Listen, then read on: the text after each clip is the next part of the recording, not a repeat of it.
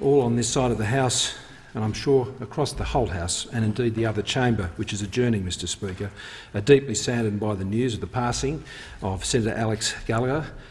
Senator Gallacher served in this parliament for 10 years. Born in Scotland, his father headed out here, in Senator Gallacher's own words, for a better chance for him and his family. That's what this country is all about. That's the country he served. We extend our deepest sympathies to all of you. Senator Gallacher's family also, we send our love and our prayers to them also on this terrible day. And may God bless him, may God bless all of you, and may our colleague and friend rest in peace. A motion will be moved, Mr Speaker, tomorrow, which will provide the opportunity for all members to speak to that motion.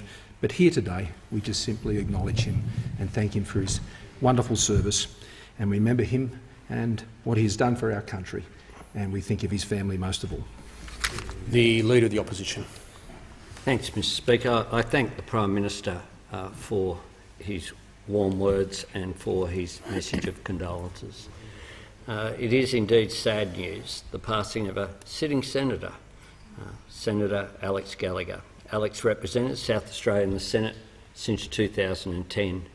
He was born in Scotland on the first day of 1954 and came to Australia 12 years later with his parents, like so many migrants, to seek a better life. In his first speech in the Senate, he named his priorities as the transport sector, superannuation and road safety. In that first speech, he quoted US President Theodore Roosevelt, who said, "Far and away the best prize life has to offer is the chance to work hard at work worth doing." Alex did that. He did that as a working man, as a truck driver and in the transport sector, as a transport union official, and then as a senator. Alex's career was indeed a fine one. We in Labor are very proud of Alex. He was a conscientious, no-nonsense man who knew what he stood for. Along with his mate Stirling, he was a long-time member of the Senate Rural and Regional Affairs and Transport Committee, and he particularly prioritised road safety on behalf of the Australian Labor Party, for which he was a dedicated member and which he loved and truly served completely every day. We express our condolences to his family, to his friends. May he rest in peace, and we will have an opportunity to more formally honour Senator Gallacher from tomorrow.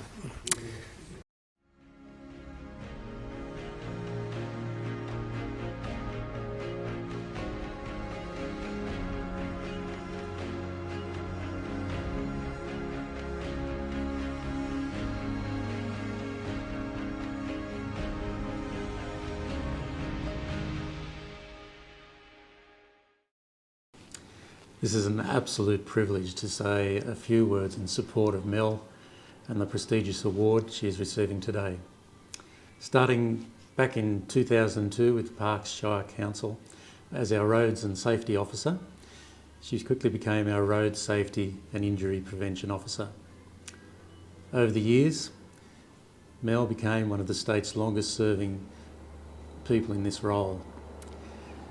With Parks as your sponsoring council, you have worked collaboratively with Forbes and Lachlan as well.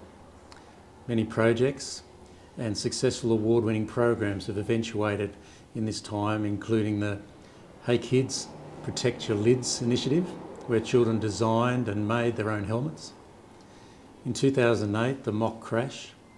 Mel, if there ever was a program that saved lives and prevented injury, it was this, through that amazing educational experience.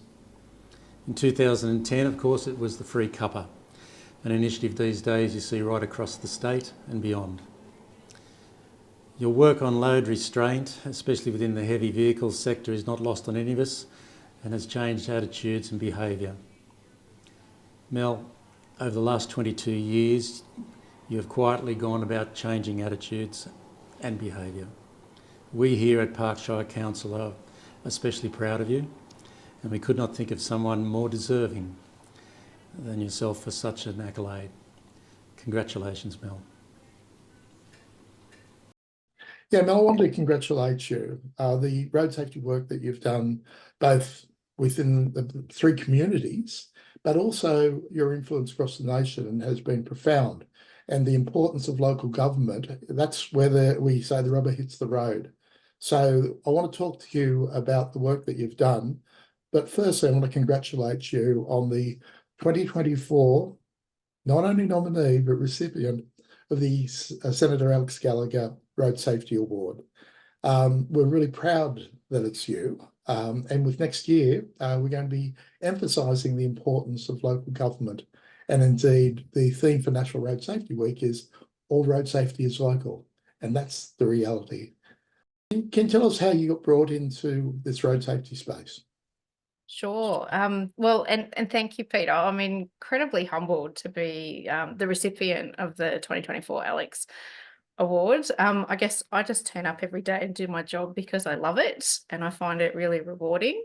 And I'm not out there looking for accolades. I just want to do the best job that I can on the ground. And I think what I've learned over the last 12 months is that sometimes it can be really isolating when you're working by yourself in local government. And I guess in my case, as I'm working across 3 local governments, so I'm that road safety expert. And it's been a real pleasure this year to lead the development of the college's, the Australasian College of Road Safety's local government network, so that those road safety practitioners right across Australasia can connect with each other and we can share our stories and talk about the things that didn't work well and talk about the things that did work well and ask for help on the issues that we're having, because so often the solution that we might come up with could be totally transferable to another jurisdiction, but there's no central place that information is stored. So having a network where we can connect these people and connect those stories and ideas is really important. So I'm just passionate about road safety, I guess. I fell into it. I 22 years ago came to Parks, Forbes and Lachlan councils as a communications graduate. Didn't know much about road safety, but I was very lucky that I had some really great mentors that taught me, and I have been paying that back. So whenever we have a new road safety officer start, I really do try to take them under my wing and do that mentoring as well to, I guess, pay it forward so that they will do the same when they have a new person start. It's just so important. The work we're doing is just so important on the ground at our local level and dealing with our community. And what I find so rewarding is that feedback that you get from the local community about an event that you might be running. So it might be a first-time mum and dad that have turned up at your child restraint checking day, and they are just so grateful that you have checked that the car seat is in correctly before they bring their baby home. Or it might be that you've driven down a street and you can see the safety upgrades that have been made as a result of a road safety audit that you were part of. So it's those types of things that really give you pleasure, I guess, to turn up every day and do the job. And you're saving lives. Oh, absolutely. And I think when you look at the work that you've done, there are those 4 different areas that I believe from our point of view have meant that you were going to be the awardee. If we talk a little bit about how you've confronted some of the challenges within the local government and how you've been able to influence, because that's at the end of the day, you're an influencer within local government in 3 different Shire councils, but also you've been able to influence, of course, across the nation. So tell us a bit about the council work that you've done and how you believe that that's been able to influence your own community to drive and get everyone home safe. Yeah, sure. I guess looking back over, I did some maths before we came into today's meeting. So we've done over 100 community education programs over the last 22 years. That's a lot of community education, but that's the bit that I love, getting out and talking to people on the ground. And I guess probably 10 years ago, we really hit our stride, I guess, in terms of the sort of rinse and repeat projects that we do that have made it part of our annual road safety program.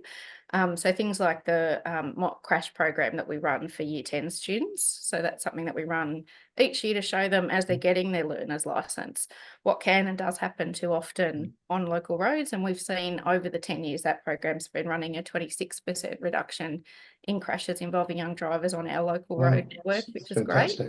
Yeah. We also piloted the free cuppa for the driver scheme. That started about 12 years ago as well. So it's a bit like Driver Reviver, but working with local coffee shops and bakeries and whatnot. And that tell us a little bit about that. That's because it's a novelty. Everyone's familiar with Driver Reviver.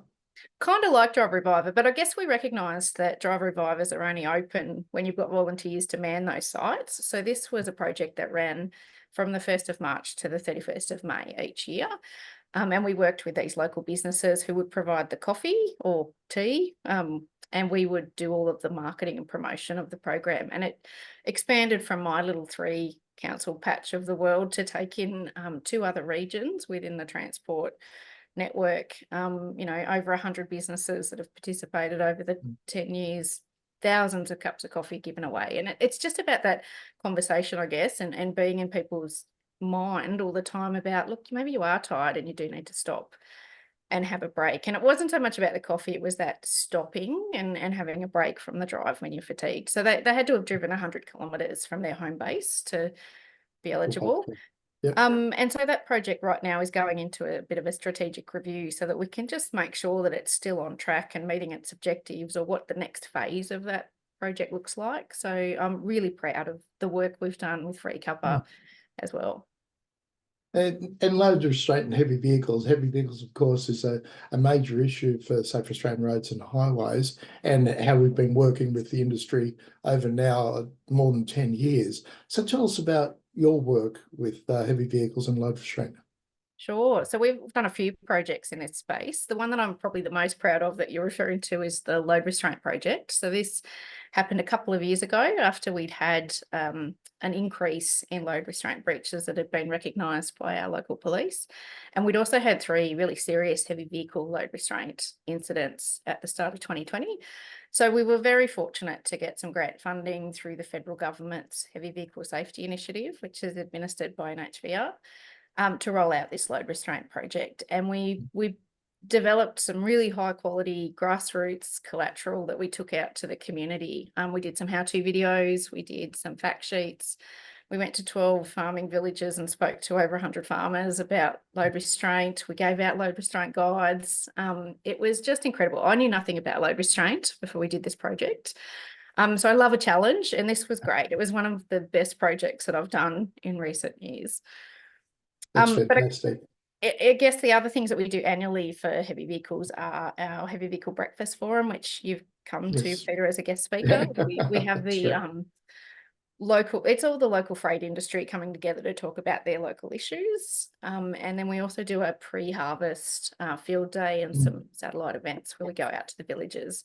And we talk to those farmers about what the rules and regulations are for moving their agricultural equipment on the road, what the notices are, what are the travel requirements in terms of escorts and lights and whatnot, because we want them to all have a safe harvest, but it can be a minefield trying to find what that information is so that you're complying. That's fantastic.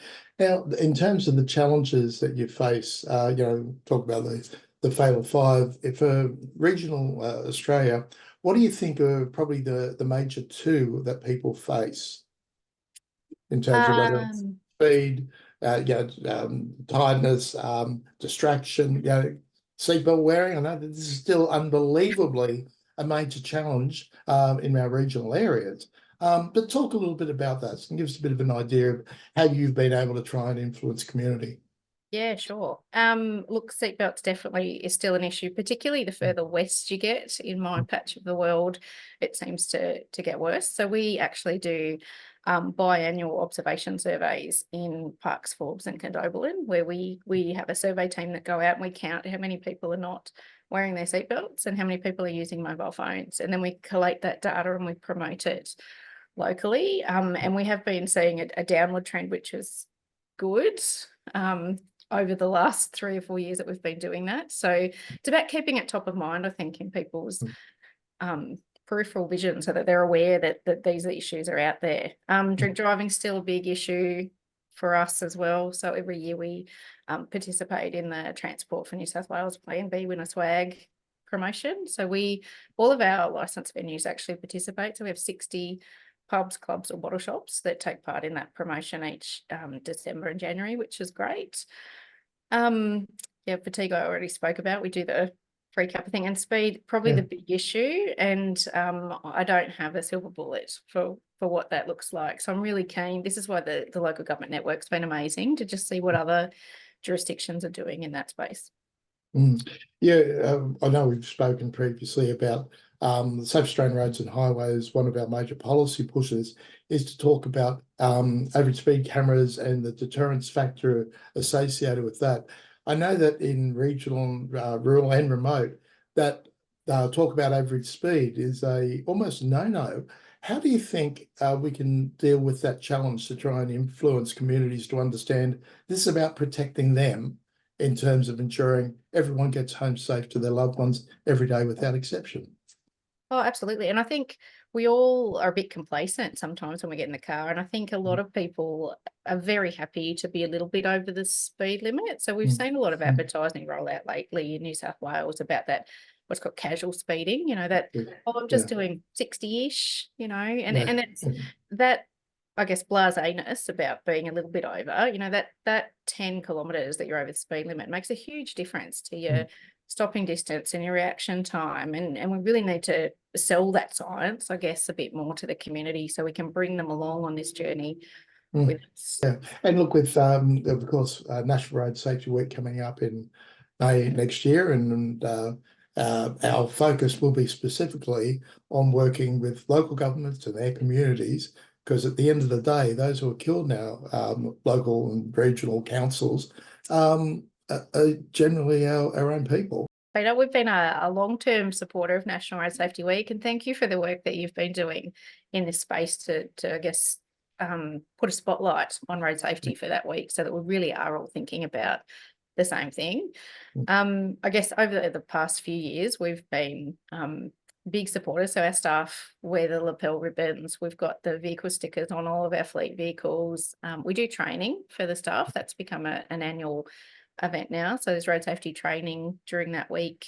We light up some monuments yellow during the week. So the Sir Henry statue and the monument, the Memorial Hill Monument in Parks and Town Hall at Forbes, they all look amazing.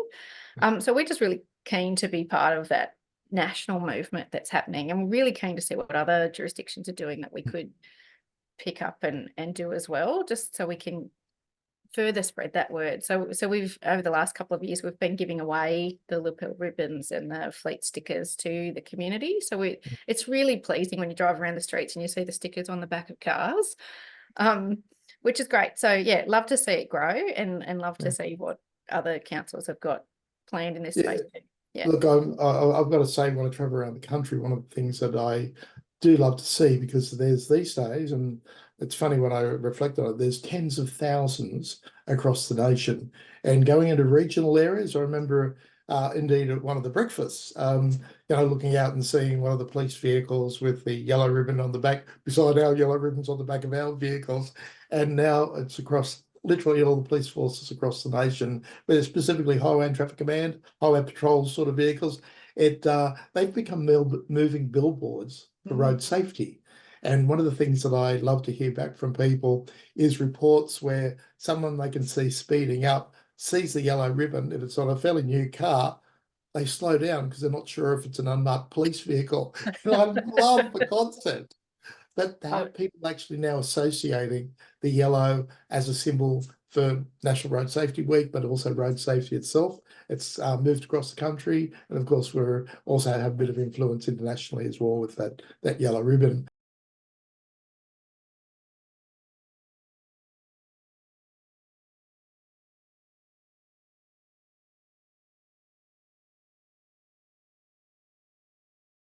Local government is really where the rubber hits the road in terms of road safety, and I've been saying it all year at local government network meetings. And I guess a shout out to all of my colleagues that are working in that space, because the work you're doing, you might not feel like it sometimes, but it is contributing. That local work that you're doing is contributing to the state goal and to the national goal, to the global goal. And it is great when we've had 4 years of 0 road deaths, which is wonderful. Amazing. But and so it is possible to reach Vision Zero, but you do need to be out there and be doing work and working within that safe system model, and having metrics and measuring your success and whatnot. Yes, I know I said earlier that it can be quite isolating working in local government, but I guess what I have learned in my 22 years is that teamwork and collaboration is what makes the success happen. So I would like to take this opportunity to thank my 3 councils, so Parks, Forbes and Lachlan Shires, along with Transport for New South Wales, who have supported my crazy road safety ideas over the last 22 years. I guess the internal staff as well at councils and those external stakeholders that I've worked with over the years, the emergency services, local businesses, local media, other road safety officers, the amazing committee for the Australasian College of Road Safety's local government network. They're all just really amazing people that are so happy to come on board and be involved in road safety projects. But I think the big group that I really need to thank is the local community, who have really got behind the various initiatives that we've run over the years. So thank you to the people of Parks, Forbes and Lachlan Shires who have really got behind me in the various road safety initiatives that we've run over the last 22 years. So if you've turned up and had your child restraint checked or booked in for a workshop or whatever it was that you did, that's just really important to keep this program going and the initiatives going. So thank you for getting on board and to helping keep our local roads safe. This year, there'll be 1,250 Australians killed. In New South Wales itself, we're up about 350. It was 270 last year. To have a success that you've got within your own local community, that's a wonderful thing that you can celebrate. And I mean, councils, all 3 can celebrate, because that leadership is making a difference to all those lives, all those people who don't know that your work may have saved many lives. So, Ms Suitor, thanks so much. Thank you, Peter.